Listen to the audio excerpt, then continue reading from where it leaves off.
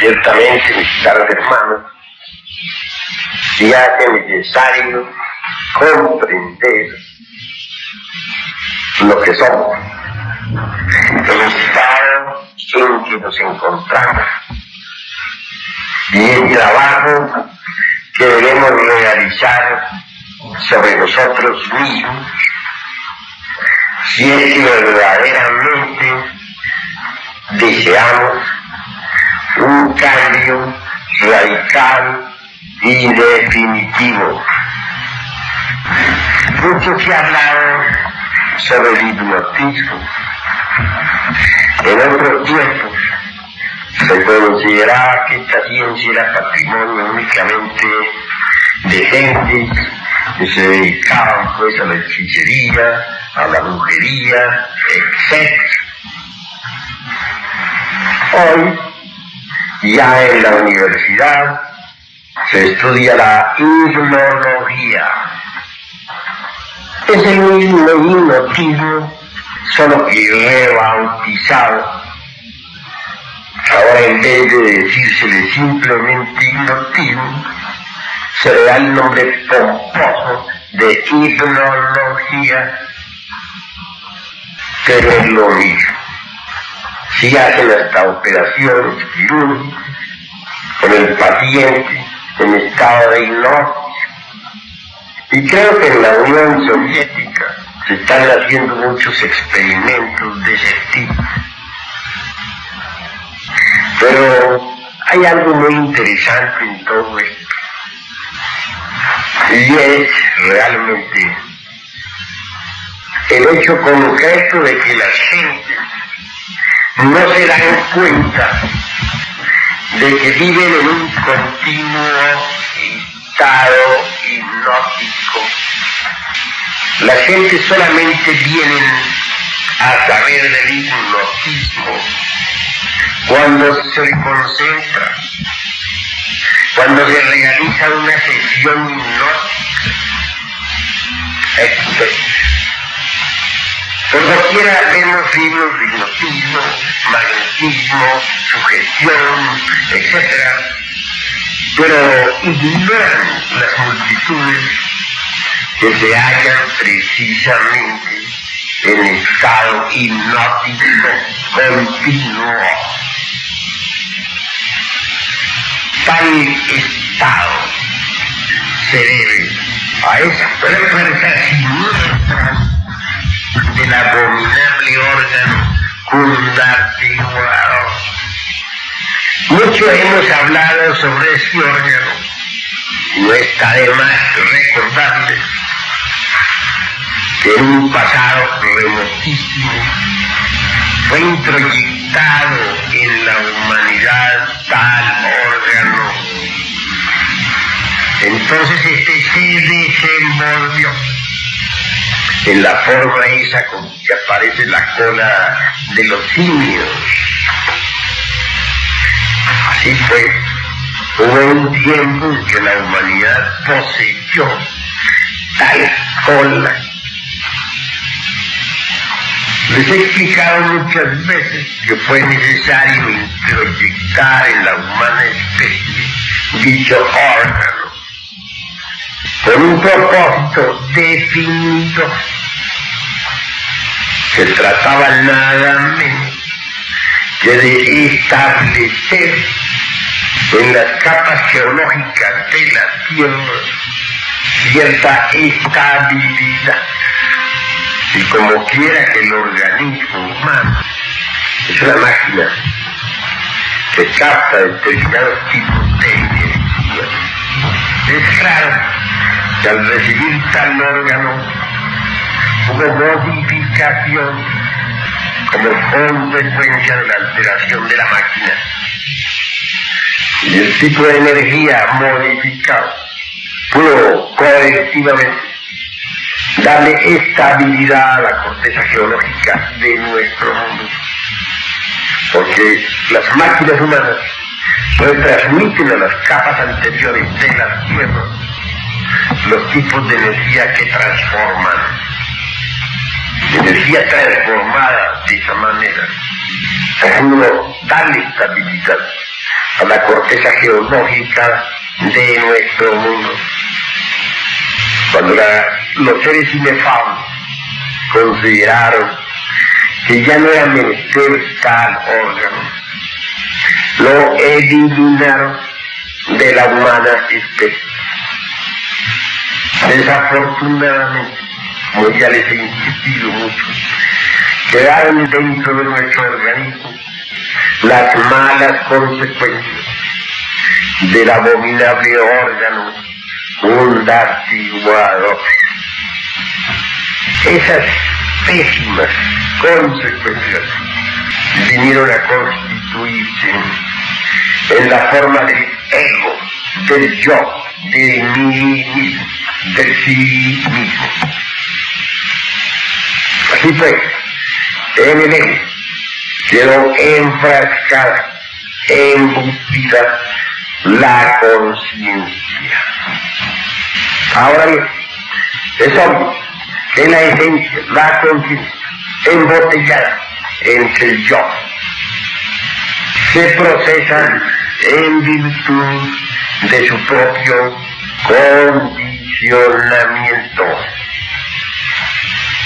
Como quieran, el ego es subjetivo, porque es el resultado del error.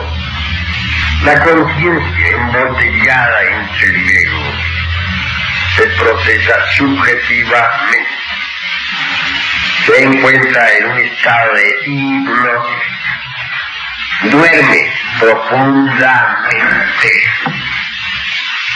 Así pues, el estado de sueño inconsciente en que vive la humanidad se debe a que la conciencia está embotellada entre el ego. Y como quiera que el ego es el resultado del abominable órgano fundatiguador, podemos sacar como consecuencia o corolario que el sueño hipnótico en que se halla la conciencia se debe al abominable órgano fundatiguador. Extendiendo pues esto a la colectividad, podríamos decir que las multitudes están hipnotizadas por la fuerza siniestra del abominable órgano fundatiguador. Al hacer esta aseveración, hablamos con exactitud. Lo curioso del caso es que la gente no se da cuenta de que está hipnotizada. Solo vienen a saber del hipnotismo cuando esa fuerza se concentra en un lugar, es decir, en una sesión hipnótica, por ejemplo. Millones de seres humanos, pues, viven en estado de hipnosis, y eso siempre es lamentable. Venerable maestro, la hipnosis aplicada al conocimiento y a la medicina puede ser negativa. Pues a veces sirve para curar, a veces con la hipnosis, la fuerza hipnótica se realizan algunas curaciones. Maestro, había yo leído en un libro de yoga, de Raj Yoga, que la hipnosis en todo caso es sumamente negativa porque trae consecuencias al cerebro, que es como si se le diera un golpe a una mente cuando por medio de la hipnosis se le hace cambiar de opinión o hacer algo que no quería ser así, que más vale dejar aunque sea destructivo, pero que de lo contrario los seres tienen contadas mentales muy grandes en su próximo nivel. La hipnosis, el hipnotismo, indudablemente es perjudicial para la humanidad. Cuando un sujeto activo está hipnotizando a un paciente, es obvio que introduce en la mente, en el subconsciente, en el cerebro del paciente, sus propios fluidos hipnóticos. Entonces, desde ese instante el paciente queda pues bajo su control. Es decir, queda la víctima esclavizada por el hipnotizador. Por eso es perjudicial. Sin embargo, en medicina utilizan tecnología para hacer algunas curaciones y hasta han podido hacer operaciones quirúrgicas. Y han podido, por ejemplo, reemplazar a los anestésicos, en fin, en algunos casos. Pero con todo y eso, no es recomendable la hipnosis. Indudablemente que las primeras preocupaciones que surgieron con respecto al hipnotismo se debieron a un hecho, podríamos decir, aparentemente casual. Sucedió que en un convento una monja caía constantemente en trance hipnótico. Tenía ella su confesor y no tuvo inconveniente en decirle que aún conservaba el retrato de un amante que había tenido, y que cuando ella pues miraba ese retrato caía siempre en estado hipnótico. Aquel cura confesor se propuso ayudarla y ciertamente le hizo traer el retrato. Nada de extraño tenía aquella foto. Lo único que sí verdaderamente llamaba la atención era el cuadro, el marco, mejor dicho, porque en este habían algunas piedras muy brillantes.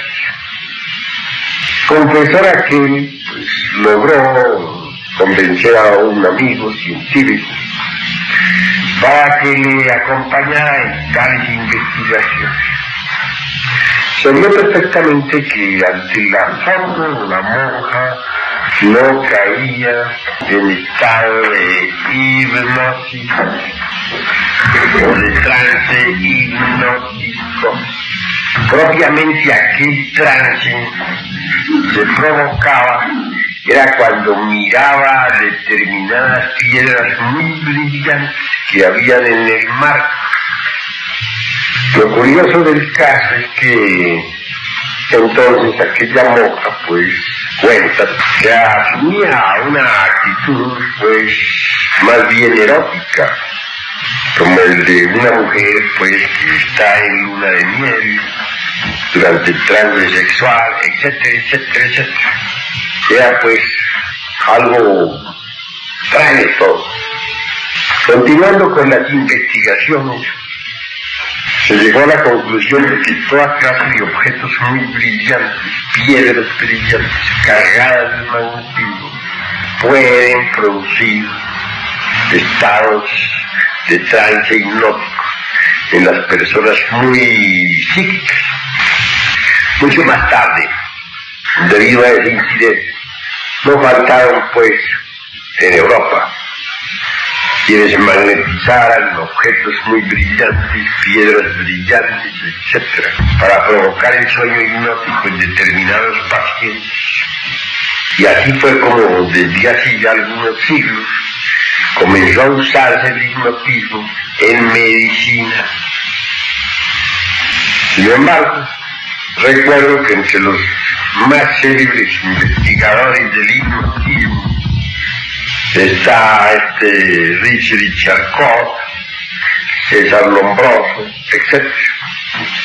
Los primeros que se preocuparon por investigar seriamente ese hipnotismo fue un inglés y el señor Charcot.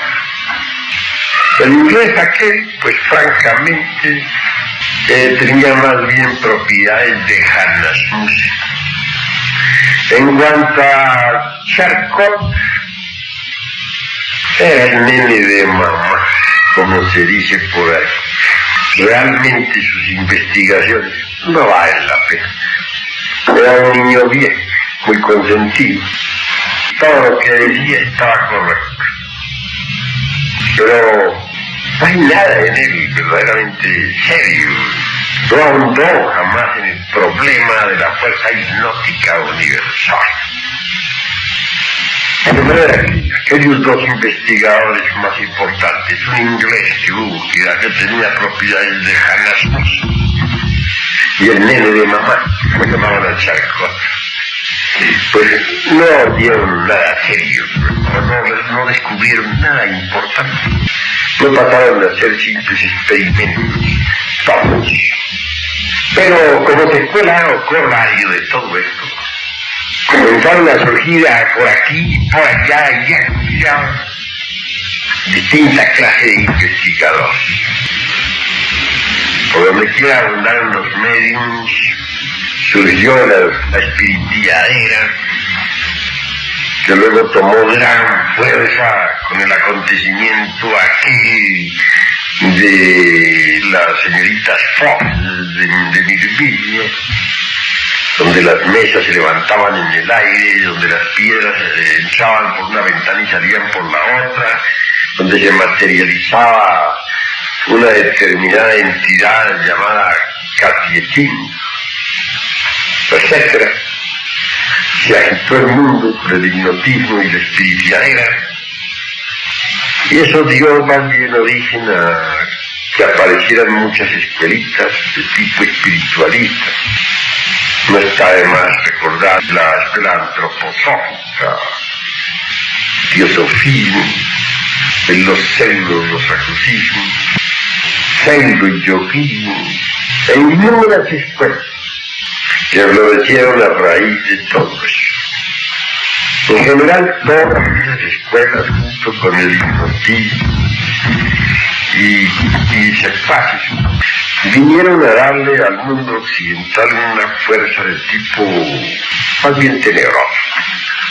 Que fue ciertamente como surgió esa personalidad, dijéramos, del Kali Yuga, ¿no? Esa personalidad fatal. Desapareció, pues, por una parte, cierta religiosidad natural que había. Desapareció el patriarcado, para que quedara en su reemplazo la personalidad calcálida, ¿no? Es decir, la personalidad del Kali Yuga. No es mi intención ahora, dijéramos, criticar tantas y tantas instituciones que hay en el mundo, pero hablando sinceramente, con el corazón, como se dice, en la mano, descubro que en esas escuelas pues, no está el auténtico camino. HPV, la gran maestra de la Petronila Blavatsky, ciertamente tiene el alto honor de haber luchado a favor de la humanidad. Legó a sus manos las estancias de Siam, escribió la doctrina secreta fundamentada en esas estancias, pero desafortunadamente pues no entrega las claves de la autorrealización íntima del ser, queda embotellada en el dogma de la evolución, etc.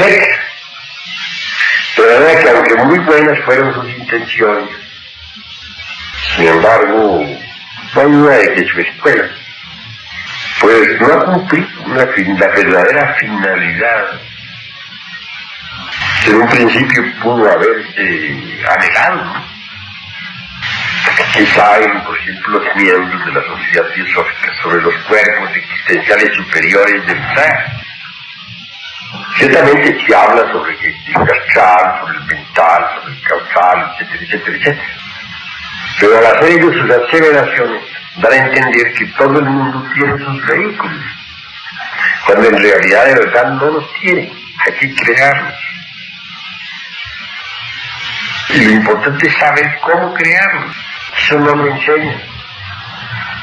Se habla del Kundalini, pero con mucho terror y temor. Es decir, quieren que la gente conozca, pero que no haga. No quieren que nadie desarrolle el fuego serpentino. Alrededor del fuego serpentino hay innumerables prejuicios. Al sexo se le califica de tabú o pecado, motivo de vergüenza, disimulo, etc. No es que no puedan iniciar a la maestra, no estoy diciéndome eso. No es que no tengan ningún valor las sustancias del día, sí las tienen, y muy grandes. Lo que estoy enfatizando en estos momentos es que no existen esas instituciones, como en algunas otras, las claves, los elementos que se necesitan para poder llegar a la verdad. Eso es lo grave. Ahora, si nos fundamentamos en el dogma de la evolución, obviamente este dogma nos embotella, nos estanca, porque no es por medio de la evolución mecánica de la naturaleza como vamos todos nosotros a llegar a la liberación final.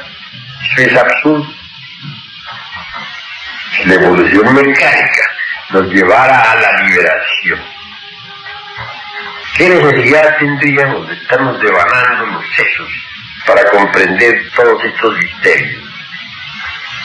Después de saber que la evolución nos lleva, que nos lleve, ¿qué necesidad tenemos entonces de hacer esfuerzos? ¿Para qué? ¿Con qué objeto? Vivíamos sencillamente una vida profana como la vive todo el mundo, sin preocupación de ninguna especie. Pero no es cierto, la evolución no es más que una de las leyes de la naturaleza, la otra es la involución. Dos leyes que se procesan en forma coordinada y que trabajan pues en el seno mismo, o sirviendo, dijéramos, de eje a toda esta gran maquinaria de la naturaleza. Así pues, esa personalidad calcaria, propia de carillura, nefasta, se forma precisamente con esa cantidad de teorías que no llegan a ninguna conclusión. Se llenan la gente en la cabeza de teorías y no realizan nada práctico. Bueno, nacieron todas esas escuelas, sectas y todo, a raíz precisamente de todos esos fenómenos hipnóticos. Y eso es lo grave. Más repito, no estamos en contra de nadie, en contra de ninguna escuela. Únicamente invitamos a todas esas escuelas a entrar por el terreno esotérico, práctico, para bien de todo el mundo. A no quedarse únicamente teorizando, sino echar de lleno por la senda angosta, estrecha y difícil que conduce a la luz. Al señalar nosotros algunas debilidades en tales o cuales instituciones, no lo hacemos de forma destructiva. No, únicamente nos proponemos indicar a esas gentes la necesidad de ser más prácticos, de dejar ciertos temores que no conducen a nada. Bien, continuando hacia adelante por el camino de esta disertación, vemos pues la necesidad que tenemos de despertar del sueño hipnótico. Es un poco trabajoso que las gentes entiendan esto, porque hay una tendencia muy marcada a creer que estamos despiertos. Todavía recuerdo por ahí una película que vi cuando estaba yo más joven, en que aparecía un hombre que hipnotizaba por ahí a una pobre dama, la sumergía en sueño profundo. Pero lo curioso es que aquella dama, una muchacha como de unos 15 o 18 años, tenía su novio. De pronto pues aparece este mago en el camino, la hipnotizó, y como quiera que por medio de la fuerza hipnótica influyen sobre la psiquis de los gentes, pues él influyó sobre ella para que ella olvidara al novio. Prácticamente ella vino a quedar convertida en la mujer de él. Mas este mago la explotaba. Ella subía al teatro, cantaba, tenía una magnífica voz.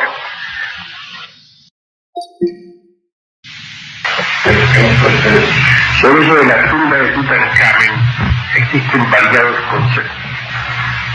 Hay quienes piensan que aquellas palabras de maldición pues influyeron sobre la mente de los arteanos, que estos autosugestionados cayeron murieron. Es un concepto de, por cierto, demasiado pobre, muy socorrido. El de los japoneses también me parece demasiado socorrido. Como quiera que estamos en la época de la energía nuclear, no se les ocurre otra cosa. Si estuviéramos en la época del carbón, dirían que el asunto se debió al carbón, a sustancias carboníferas. Todo depende de la época. Pero quienes hemos investigado más a fondo, sabemos demasiado. Todas esas tumbas están protegidas con fuerzas elementales peligrosísimas. La tumba de Tutankamón está debidamente protegida por fuerzas elementales, por poderes elementales de la naturaleza. De manera que esos poderes, allí latentes, entraron en reacción, e hirieron de muerte, pues, a los arqueólogos. Y los 22 que hicieron ese trabajo murieron. Pero eso no lo saben naturalmente los científicos, porque ellos jamás han estudiado nada sobre los elementales.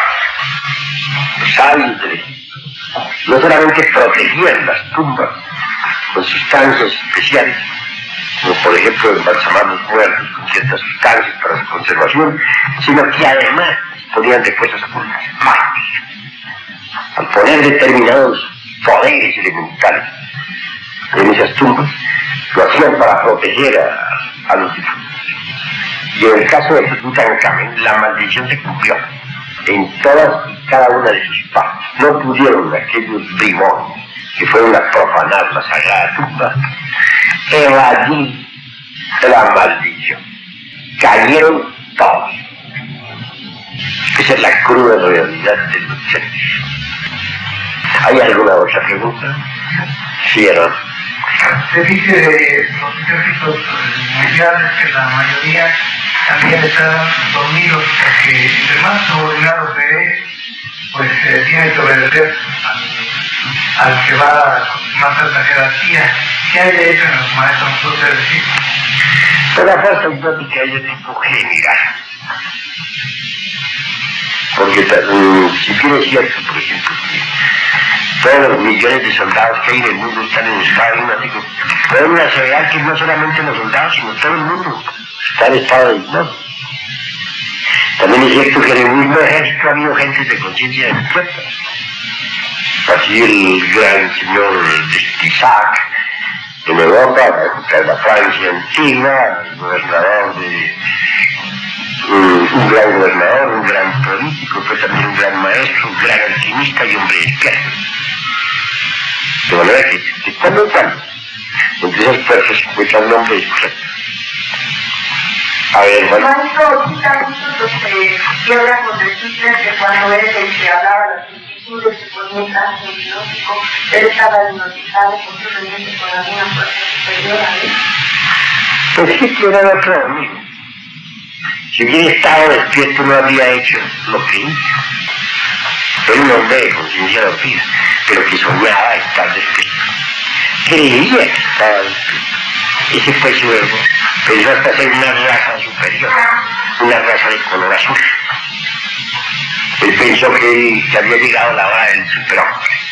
Estaba envenenado por las teorías de Nietzsche. Recordemos nosotros aquellas frases del Führer, cuando lleno de euforía exclamó: yo conozco al superhombre, lo he visto, es terriblemente cruel, yo mismo he sentido miedo. Realmente lo que habían visto Hitler no era el superhombre, sino un mago negro que vino por allá del centro de Asia, del clan de Dagerdumpa, es decir, un Dumpa, mago negro.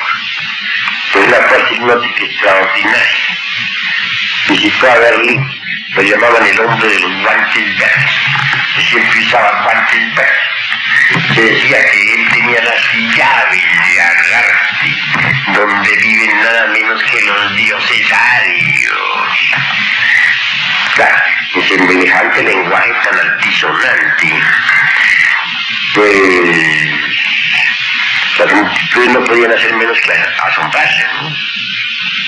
Así hablaba Hitler, ¿no? Y él, naturalmente, el mismo Führer no tuvo inconveniente en rendirle culto a aquel Drupa, que no era sino un terrible mago negro, enviado desde el clan de Zagdopa.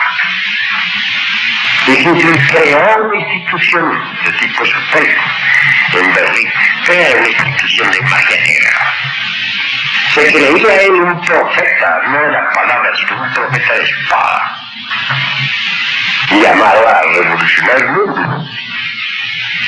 Pero los esoteristas saben muy bien que Hitler no es más que el regreso, retorno, reincorporación de aquel terrible Atila que existió en los tiempos antiguos, aquel que llamaban el azote de Dios.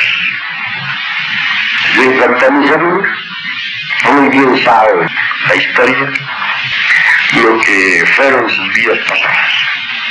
Fue un miembro ilustre de la fraternidad temerosa. Todos esos son pues magos negros.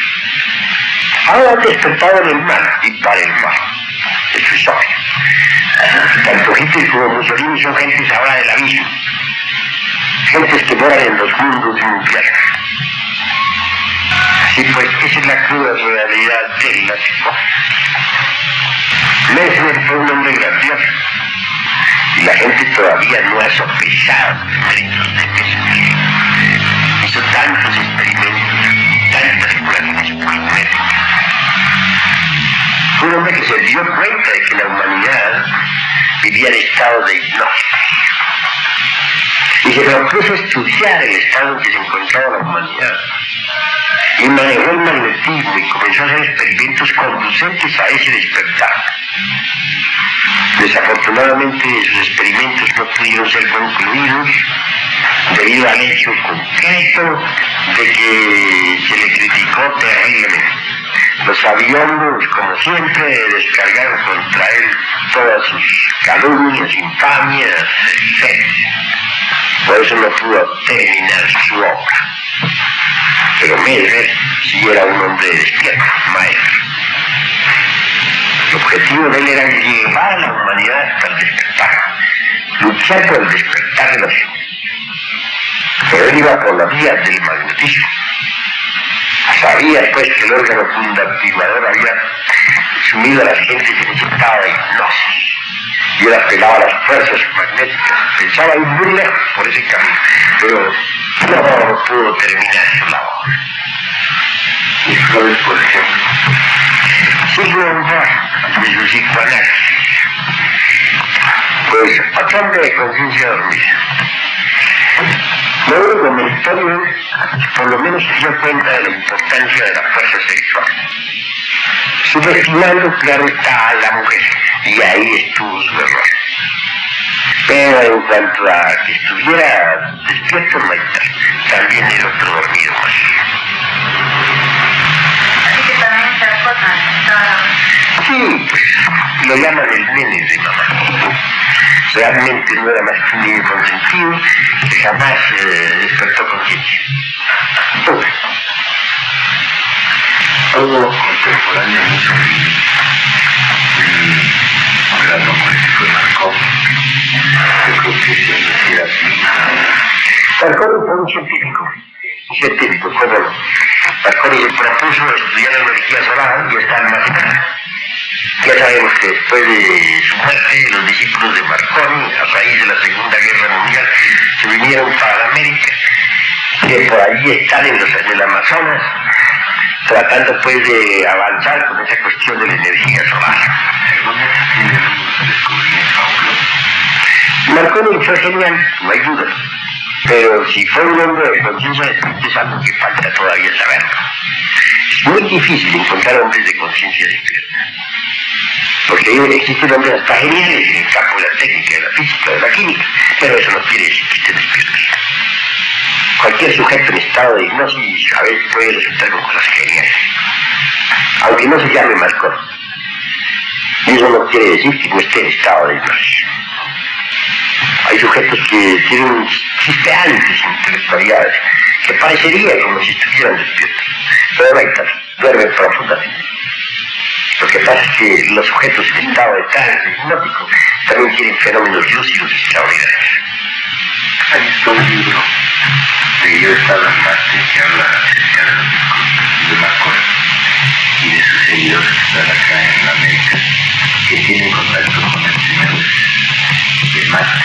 Sí, conocemos la obra de Narciso Genovesa, la conocemos muy bien, pero lo que estamos diciendo claramente sobre el asunto de la conciencia es algo que nos debe interesar más que todo. Mientras uno continúe en estado de hipnosis, vamos mal. ¿Cómo despertar? Eso es importante. ¿Podría uno acaso despertar si no ha destruido las consecuencias del abominable órgano contartiguado? Claro que no, ¿verdad? Si uno destruye esas pésimas consecuencias que lleva adentro en su glorioso organismo, en los 5 cilindros de su máquina, no puede lograr el despertar.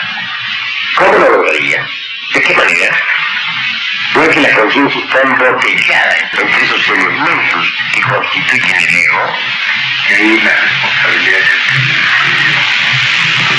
no malgastar. Pues sí, las energías no hay que malgastarlas, hay que acumularlas y no malgastarlas tontamente. Ante todo se requiere pues comprender el estado en que nos encontramos. Trabajar en la desintegración de los elementos inhumanos que llevamos dentro. Tales elementos devienen del abominable órgano contartiguado. Ahora debemos bueno saber que no desapareció de todo el órgano contartiguado en su estado físico. No sabemos que ese órgano físicamente existió. Era una proyección de la espina dorsal hacia abajo, la misma cola de los simios. Al desaparecer, siempre quedó un pequeño residuo óseo, que es la parte final de la espina dorsal, hacia abajo. Pues ese pequeño residuo óseo todavía tiene poder para convertir cualquier forma mental negativa en un nuevo agregado psíquico. Lo puede cristalizar cualquier forma mental negativa, convertirla en un nuevo yo, en un nuevo agregado. Y lo vive haciendo constantemente. Si uno va, por ejemplo, a un cine y se queda mirando una película llena de lujuria y se identifica uno con pequeña y tal, ¿qué sucede? Escuchar, que después resulta uno con una efigie muy parecida a la que vio en la pantalla. Esa efigie debe tener vida y tiene que hablar dentro de la constitución íntima de uno, convertida en un nuevo yo psicógico, en un yo del juicio. Si uno lo creó, la sola vista de la forma en la pantalla no explicaría todo. Pero como quiera que hay un residuo óseo de esa cola siniestra, pues tal vez yo todavía posee ese poder. Al mirar esa figura de la pantalla, tiene todavía el poder para cristalizarla y hacerle tomar forma en el interior de nuestro ser, convertirla en un nuevo yo, en un nuevo elemento inhumano dentro de nuestra misma existencia. Así vive el ser humano constantemente, dijéramos, robusteciendo dentro de su interior las malas consecuencias del abominable órgano contartiguado. Porque por cada agregado que uno aumente, pues a los que ya hay dentro del organismo, la conciencia queda, nuevos porcentajes de conciencia quedan así enfrascados. El estado que nos hallamos es lamentable, ¿verdad? Y si no nos revolucionamos contra nosotros mismos, si no nos levantamos en armas contra sí mismos, pues no será posible despertar el sueño inhumano con que nos encontramos. No basta simplemente comprender que estamos en estado hipnótico. Hay que hacer algo para despertar de ese estado. De lo contrario, fracasaremos inevitablemente. Ingresaremos en la involución sumergida, porque si nosotros no somos capaces de hacer el trabajo, la naturaleza tiene que ayudarnos. ¿Cómo nos ayuda la naturaleza? Pues al entrar dentro del vientre de esta gran tierra, este planeta Tierra, involucionarnos espantosamente en esas regiones, hasta el centro de la Tierra. Las fuerzas centrífugas allí irán desintegrando los distintos elementos inhumanos. No hay ninguno. Esa es la muerte segunda. Conseguido eso, la esencia resurge, sale libre otra vez a la luz del sol, para iniciar nuevos procesos evolutivos. Es una ayuda extra que se le da pues a los perdidos. No es muy agradable, ¿verdad? Desentrar en los mundos infiernos no es muy aconsejable.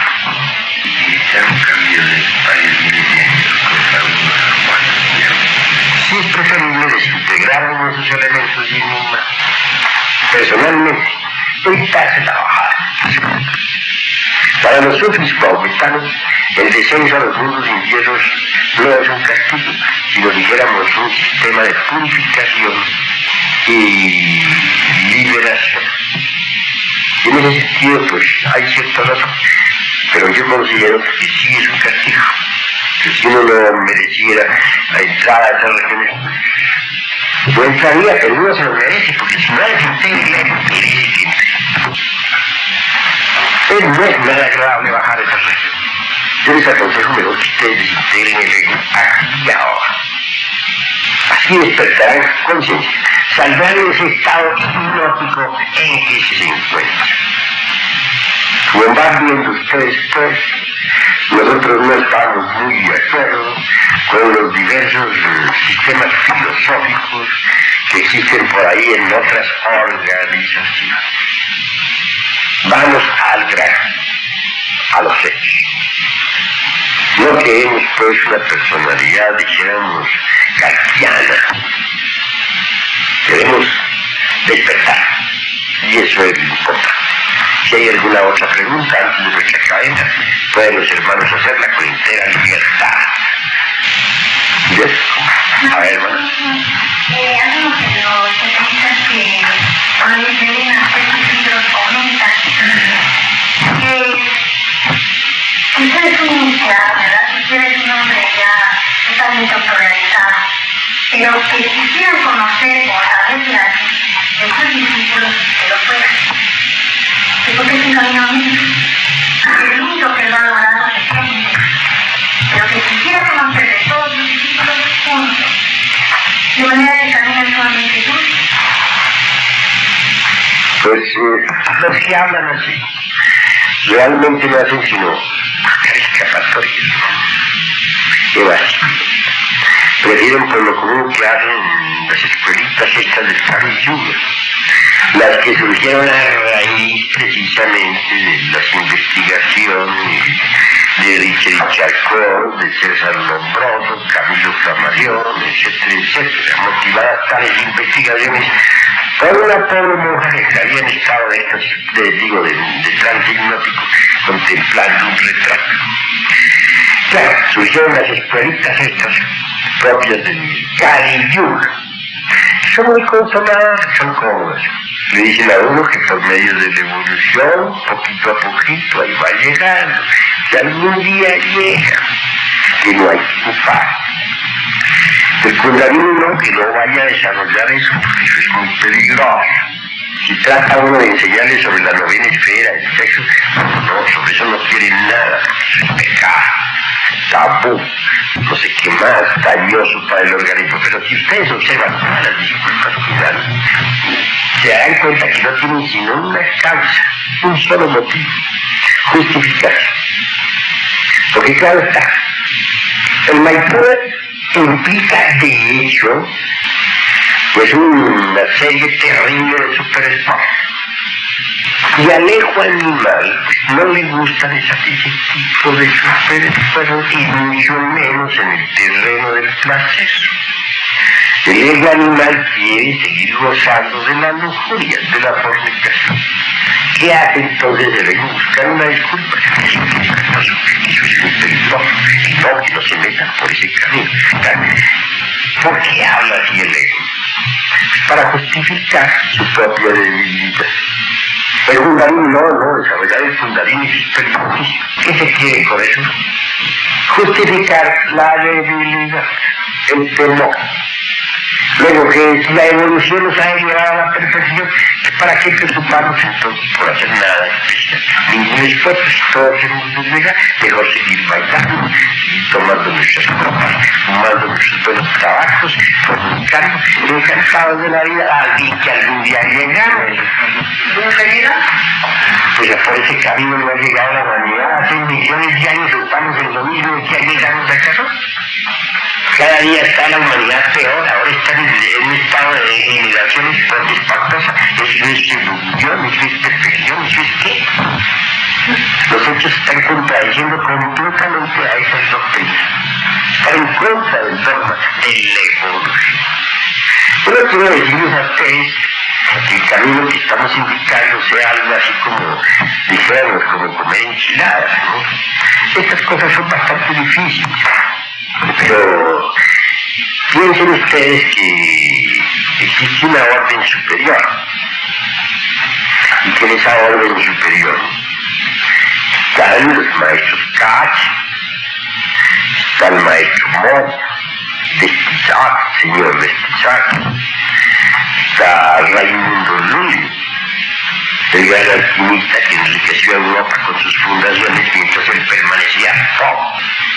Nicolás Flamel, quien dicho sea de paso vivía ahora en la India con su esposa Periday.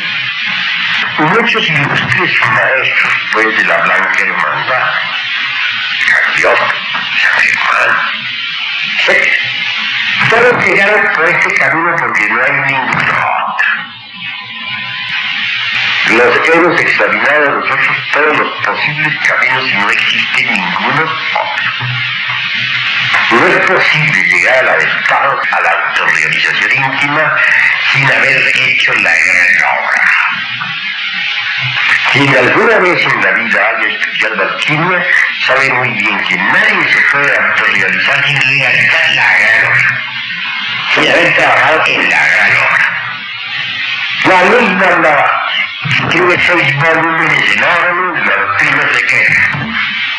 Termina el 6º volumen hablando sobre el fuego, sobre el Ingrid, el lápiz filosofal, dice ella, lápiz de la naturaleza, Sion, el fuego, y que quisiera saber algo más y seguir avanzando en estos estudios, que lo mejor que debe hacer es buscar a los alquimistas medievales.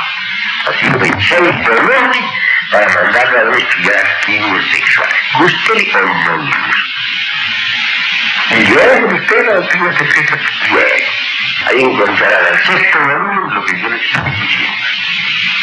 Ella misma, siendo una anciana ya, tuvo que casarse con el coronel Oscar para poder realizar la gran obra. Que la haya realizado todo eso sí, pero por lo menos despertó el fuego sagrado, restauró el fuego en sus vehículos existenciales superiores del ser. Y eso ya es bastante. En cuanto a lo demás, sí. Ser Mahoma, dejar Yoga, pararse de cabeza, retorcerse las piernas, y qué. No queda más remedio, sino seguir el consejo de la Blavatsky. El que quiera avanzar en estos estudios es mejor que busque a los alquimistas medievales. Yo como alquimista, ¿no?, estoy enseñándole a la humanidad el camino de la gran obra.